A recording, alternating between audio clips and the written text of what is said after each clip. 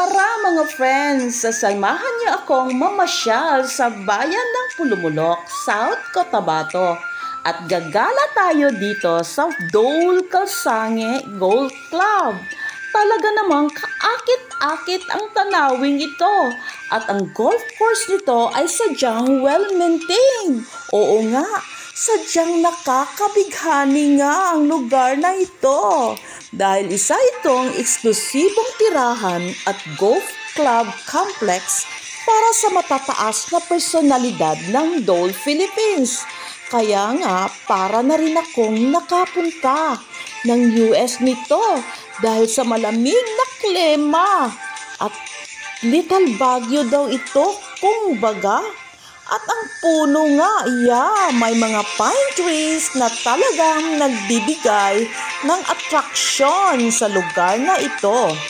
At ang kanyang green grass.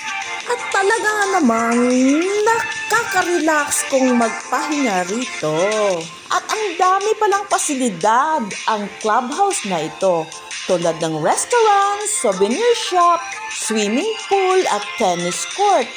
Pero alam niyo ba, ang mga high-ranking personnel ng Dole Phil lang pala ang nakakapasok dito or maging ang kanilang mga bisita at miyembro ng pamilya.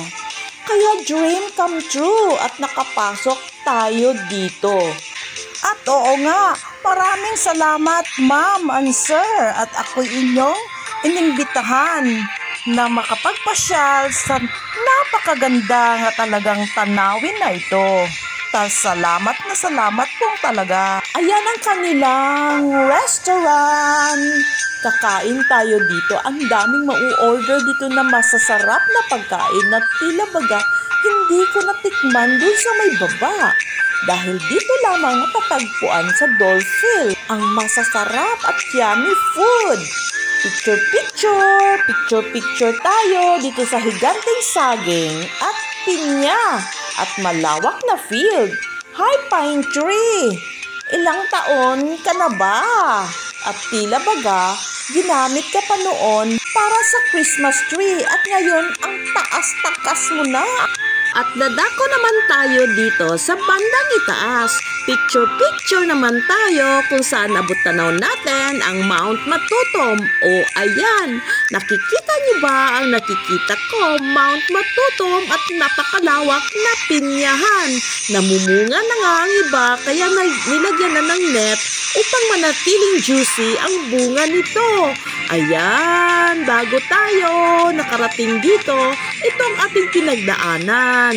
Napakalawak na pinyahan. Pineapple plantation. Ay, pinya ang dami-daming pinya. At ayan na nga, nakikita natin ang bulubunduking Mount Matutom. At napadako naman tayo dito sa Golden Ranch. Ayan, dahil ranchuhan nga ito, talagang napakaraming kabayo at yummy, super yummy ang mga food dito.